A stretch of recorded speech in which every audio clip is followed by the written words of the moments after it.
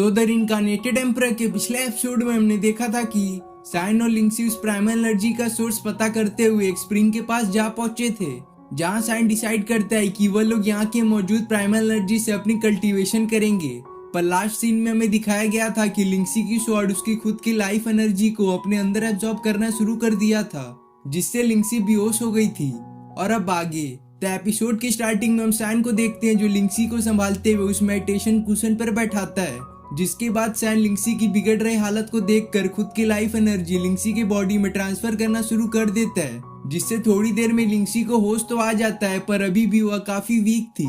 इसलिए सैन उसे रिलैक्स करके आराम से बैठने को कहता है ताकि उसके बॉडी में वह अपनी लाइफ एनर्जी कंटिन्यूअसली भेज सके, जिसकी वजह से लिंक्सी थोड़ी देर में अब पहले से अच्छी हालत में आ जाती है। तो सैन उसे उठने के लिए अपने हाथों का सपोर्ट देता है, जिससे लिंक्सी ब्लश करते हुए फाइनली अपने पैरों पर खड़ी हो ही जाती है। जिसे देख सैन लिंक्सी से सवाल करता है कि आखिर ये तुम्हारी किस तरह की स्वॉर्ड है जो अपने मास्टर को ही मारना चाहती है। इसे फटाफट तुम अपने से दूर कर दो, वरना यह तो आज तुम्हारी जान ही ले लेती। लेकिन लिंक्सी बोलती है नहीं, मैं ऐसा नहीं कर सकती। यह एक मैजिकल स्वॉर्ड है जो हमारे कई जनरेशन से पास होते हुए मेरे पास आई है, जिसको टाइम टू टाइम अपने ओनर की लाइफ एनर्जी की जरूरत पड़ती है। तो सैन बोलता है अच्छा, तो ये स्वॉर्ड तुम्हारी लाइफ से ज्यादा अहमियत रखता है। जिस पर लिंक्सी बोलती है हाँ तुम सही बोल रहे हो, मैंने भी डिसाइड किया था कि मैं इस स्वॉर्ड को लास्ट टाइम अपने बॉडी में मौजूद लाइफ एनर्जी से नरिश करूंगी, जिसमें मेरी मदद यहाँ के मौजूद प्राइमल एनर्जी और उस कुशन ने काफी हद तक किया,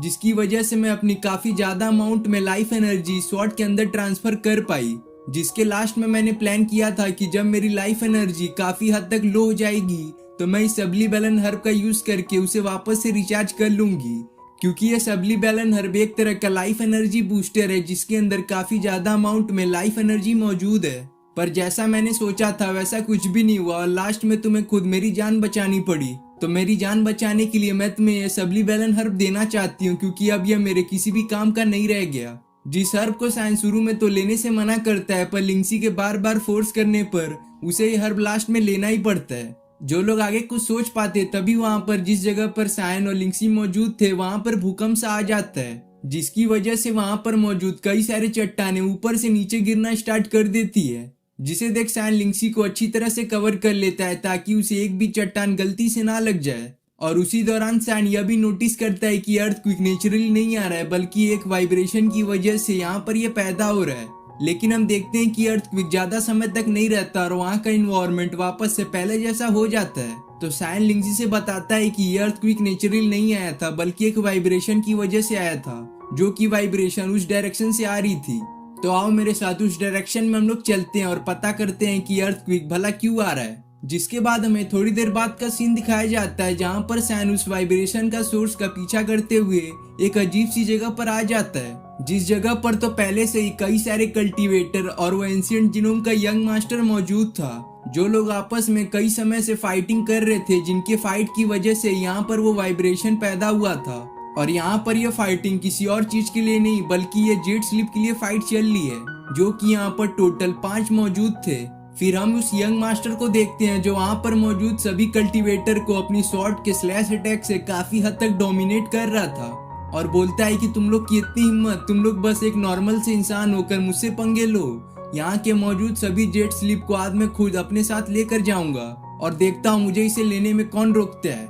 पर वहाँ पर मौजूद लोग इतने भी वीक नहीं थे, वो सब यहाँ पर क्यूआई बिल्डिंग स्टेज के कल्टीवेटर थे, इसलिए उनका मोरल काफी बूस्ट था। तो उनमें से एक एंशिएंट जीनोम के यंग मास्टर को बोलने लगता है कि तुम्हें क्या लग रहा है कि तुम इस जेट स्लिप को अपने साथ इतनी आसानी से लेकर जाओगे, और हम लोग यहाँ पर तुमसे डरने वाले नहीं हैं। जो बोलकर वह सभी कल्टीवेटर एंशिएंट जीनोम के यंग मास्टर पर अटैक कर देते हैं। पर यहाँ पर वो यंग मास्टर भी काफी पावरफुल था, जो अपनी स्वॉर्ड की हेल्प से कई सारे स्लैश अटैक करके उन सभी कल्टीवेटर्स को पीछे भेजते जा रहा था, जिसमें एंशिएंट जीनोम के यंग मास्टर की मदद ये ड्रैगन एलिफेंट कर रहा था, जो उनकी तरफ आ रहे सभी अटैक को उनसे हिट करते उससे पहले ही वह उसे डिस्ट्रॉय कर दे रहा था। जिसकी वजह से अब यंग मास्टर बहुत ही आसानी से वहाँ के मौजूद 2 जेट स्लीप को अपने पास रख लेता है। और ये जेट स्लीप्स नॉर्मल बिल्कुल भी नहीं है, क्योंकि इनके अंदर अलग अलग तरह के मैजिकल्स पावर है, जिनको पाने के होड़ में ही अभी तक कई सारे लोग मर चुके हैं, जिनको इतना खतरनाक फाइट करता हुआ दूर से साइन और लिंक्सी भी देख रहे थे।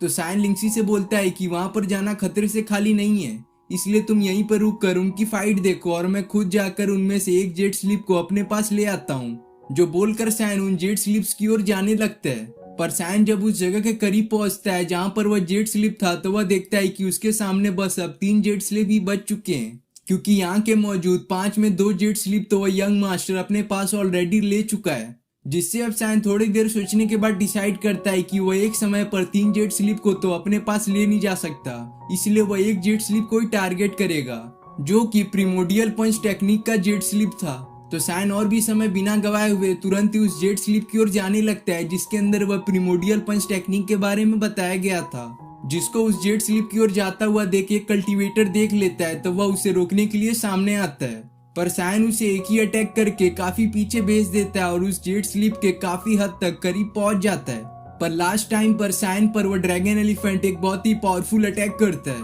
लेकिन सैन ने उस ड्रैगन एलिफेंट को उसकी ओर बढ़ता हुआ देख लिया था, इसलिए वह उसके अटैक को ब्लॉक करने की कोशिश करता है। पर इस ड्रैगन एलिफेंट का अटैक इतना पावरफुल होता है कि वह उसके इम्पैक्ट से यहाँ चट्टान पर जा लड़ता है। पर सैन इसकी बिना परवाह किए हुए अपनी बॉडी ऑरा को रिलीज करते हुए उस ड्रैगन एलिफेंट के गिरफ्त से आजाद हो जाता है, जो अगर सैन नहीं कर पाता तो वह इस ड्रैगन एलिफेंट के पावरफुल पंच का शिकार हो जाता। लेकिन इससे वह ड्रैगन एलिफेंट गुस्से में आकर सैन की ओर एक ट्रेजर का यूज करते हुए अटैक करता है, जिस अटैक को सैन अपनी ओर आता हुआ देख उस ग्लेस फ्लेम का यूज करता है, जिससे हम उस ग्लेस फ्लेम में मौजूद उसके पाइथन को देख पाते हैं, जो उस अटैक को बहुत ही इजीली डिस्ट्रॉय कर देता है। जिन 2 अटैक की टकराने की वजह से वहां पर एक लाइट निकलती है, जिसका फायदा उठाकर सैन यहाँ से निकलने की कोशिश करता है, पर वह ड्रैगन एलिफेंट उसे जाने नहीं देता और देखते ही देखते सैन और उस ड्रैगन एलिफेंट के बीच में एक 1v1 deadly compact fight start हो जाती है। जिस फाइट के स्टार्टिंग में सैन अपनी फास्ट मूवमेंट और अच्छी फाइटिंग टेक्निक का यूज करते हुए उस ड्रैगन एलिफेंट पर भारी पड़ता नजर आता है,